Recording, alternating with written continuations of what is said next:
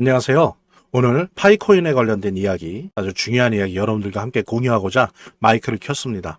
중국이 지금 현재 달러 스테이블 코인 등등 가상자산, 암호화폐에 관련된 여러 가지 활동들을 불법으로 규정을 하면서 지금 교통 정리를 하고 있죠. 그러면서도 아이러니하게도 저기 신장 지역이나 이렇게 외곽 지역에서는 그냥 비트코인 채굴하는 걸 내버려 둬요. 그래서 지방 정부가 세금 걷게 하고 그러고 있습니다. 어쨌든 좀 잠잠하다가 다시 이 암호화폐 관련된 여러 가지 활동들, 조직들 이런 것들을 이제 불법이라고 낙인을 찍고 여러 가지 경고들과 금지 활동들을 하고 있는데, 그러면서도 하나의 예를 든 게 파이코인이 무가치 코인이고 사기다, 피라미드다, 이런 식으로 아예 적시를 했어요.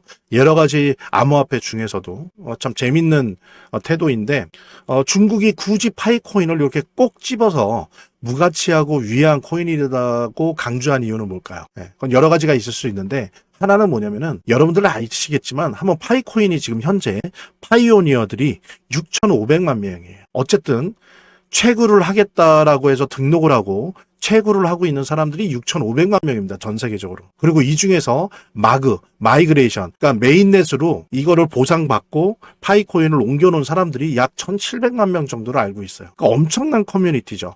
이전에도 그랬고 앞으로도 그랬고 거의 파이코인과 맞먹을 만한 규모를 자랑하는 커뮤니티를 가진 암호화폐 블록체인은 아마 없을 겁니다. 앞으로도 힘들 거예요. 되게 이제 특수한 경우에 해당되는 암호화폐인데, 이렇게 파이코인이 커뮤니티성이 아주 강하지 않습니까? 그리고 아주 단단한 파이오니어들의 어떤 경제적 기술적 결합이 있어요. 그러다 보니까 특히 뭡니까? 공동체성, 커뮤니티성, 내부 일치 단결, 이런 거를 강조하는 사회주의 국가잖아요, 중국은. 그러니까 이거를 되게 위험하다고 보는 겁니다. 일단 가상자산, 암호화폐이기 때문에 위험하다도 있지만 이것이 갖고 있는 네트워크의 힘, 파워를 위험하다고 보는 거예요.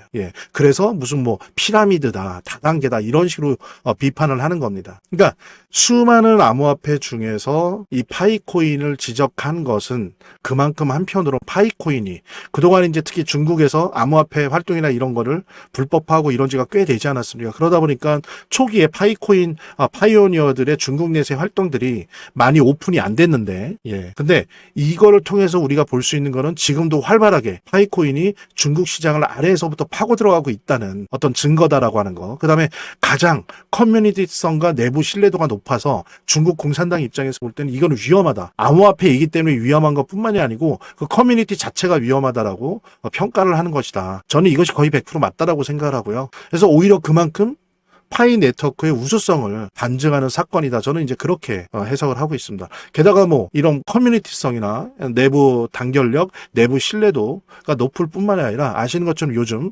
SC23 그 업그레이드를 지금 해나가고 있지 않습니까? 그러면서 테스트넷에서 여러 가지 테스트를 하면서 실제로 몇몇 것들은, 예를 들면 그 패스트 트랙 KYC 이런 거 같은 경우에는 KYC 속도가 엄청나게 빨라지면서 마이그레이션 속도도 빨라지고 있잖아요.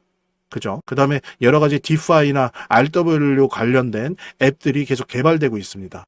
그리고 또 하나는 오픈마인드나 CIDI 게임스 같은 거에 직접 투자를 하고 이들과 전략적 제휴를 맺으면서 여러 가지 협업들을 베타 테스팅을 하고 있거든요. 그러면서 이제 그 영역을 넓혀나가고 있는데, 이 중국에서의 이런 사건은 파이코인이 오히려 지금 엄청나게 다 커지고 있구나, 커 나가고 있구나라고 하는 걸 반증하는 그런 사건이었고요. 이게 100% 오픈이 되지 않아서 중국이기 때문에 그런 거지, 지금 중국은 오히려 중국의 파이코인 네트워크는 요즘 이제 많이 각광을 받는 베트남 있지 않습니까? 베트남의 그것보다 분명히 더 크고 강할 거예요. 게다가 중국인들이 현재 이용하고 있는 바코드 결제, 바코드 결제가 되게 우리나라보다도 더 활성화되어 있지 않습니까? 중국 사람들이 이걸 되게 좋아해요. 이런 것과 파이코인도 잘 맞아 떨어지는 거죠. 그러니까 파이코인의 어떤 그 커뮤니티성도 무섭지만, 또 하나는 이 파이코인이 지향하는 프로젝트가 중국인들이 좋아하는 그 어떤 소비 문화랑 이렇게 딱 맞물려 있는 겁니다. 그러니까는 더욱더 중국이 파이코인의 확대를 무서워하는 거예요. 이거 가만히 놔두면 안 되겠다라고 판단을 하는 거죠. 이런 부분들. 지금은 이게 드러나지 않지만 나중에 중국이 좀 시간이 지나서 암호화폐에 관련된 일정한 정도의 개방, 이런 부분들이 이루어진다면, 그래서 이제 중국 내에서의 파이코인의 네트워크의 그 강함, 단단함, 이런 부분들이 이제 오픈화되고 이것이 파이코인 네트워크의 정식적인 하나의 힘으로 이게 포섭이 된다면 아마 파이코인에 대한 평가는 지금보다 훨씬 더 좋아질 겁니다.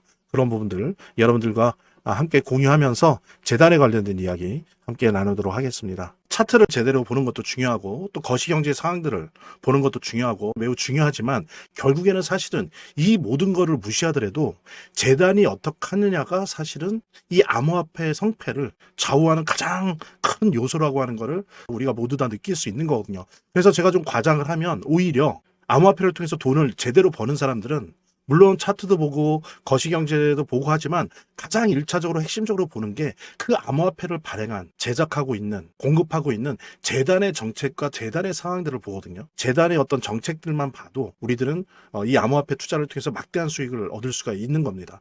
특히 그중에서 우리가 많이 보려고 노력하는 것들은 락업에 관련된 것들이에요. 그리고 락업의 해제에 관련된 것들이에요. 재단이 얼마나 우리가 암호화폐 투자를 함에 있어서 중요한 요소인지를 깨닫고 그 다음에 특히 만약에 우리가 암호화폐를 투자함에 있어서 재단에 무엇을 봐야 되는지 함께 공유하는 그런 시간을 짤막하게 좀 갖도록 하겠습니다. 그래서 제가 여러분들이 최대한 쉽게 이해할 수 있도록 일단 락업 해제에 대해서 먼저 설명을 좀 드려볼 건데요. 이제 락업 해제라고 하는 거는 투자자 보호 차원에서 초기 투자자들이 일정 기간 동안 매도할 수 없도록 물량을 잠가두는데 이거를 풀어주어서 자유롭게 매도할 수 있게 해주는 걸 의미합니다. 그래서 통상적으로는 락업 해제 이후에는 대규모 물량이 시장에 풀리기 때문에 강력한 매도 압력으로 작용해서 가격이 급락하는 모습을 보여주게 되는 거죠. 그런데 우리가 이제 주목해야 될 점은 락업 해제 직전의 모습입니다. 락업 해제 후에는 대부분 급락이 오거든요. 그렇지만 그 전에는 대부분 가격의 급등이 연출되기 때문이죠.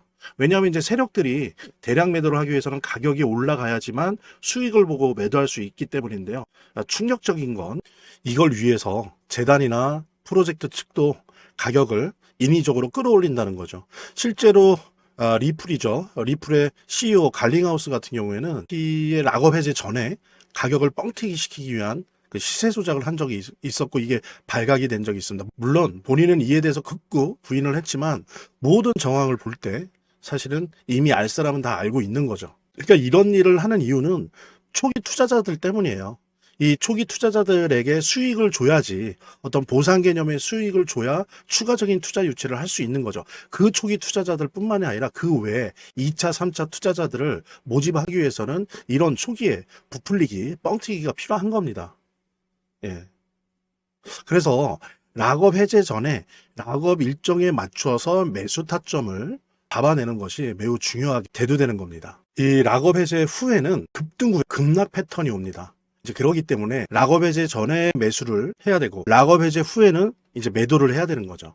이래야지 이제 엄청난 수익이 가능해지는 건데요. 제가 특정 경로를 통해서 이 재단 측의 어떤 락업 해제 일정을 입수를 했거든요. 예, 근데 이 해당 문서는 기밀 문서이기 때문에 일단 중요한 내용은 이렇게 제가 좀 모자이크 한 거 좀 양해 바라고요. 그러니까 이 문서에는 이제 재단 측의 락업 일정부터 물량, 목표가까지 모든 것이 나와 있습니다. 그래서 해당 일정에 맞춰서 상반기, 하반기 이렇게 나뉘어져 있는데 해당 일정에 맞춰서 세력들은 가격을 끌어올리고 그 다음에 이제 매도를 하겠죠. 그래서 우리도 이 일정에 맞춰서 정확하게 매수매도 타점을 잡아 나가면 엄청난 고수익을, 대박을 노려볼 수가 있게 되는 겁니다. 그래서 여기 나와 있는 제 개인 번호 010-2592-6921 010-2592-6921로 부자 두 글자만 남겨놓으시면 제가 확인되는 대로 이 모자이크 없는 아까 보셨던 그 문서 원본이랑 그 다음에 이제 언제 어디서 얼마에 매수해야 되는지 그 시그널이 담겨 있는 문서를 직접 핸드폰으로 PDF 형태로 전달해 드리도록 하겠습니다. 그러니까 당연히 무료고요. 자, 오늘 영상은 이쯤에서 마무리하고요. 다음 시간에 더 좋은 영상으로 인사드리도록 하겠습니다. 감사합니다.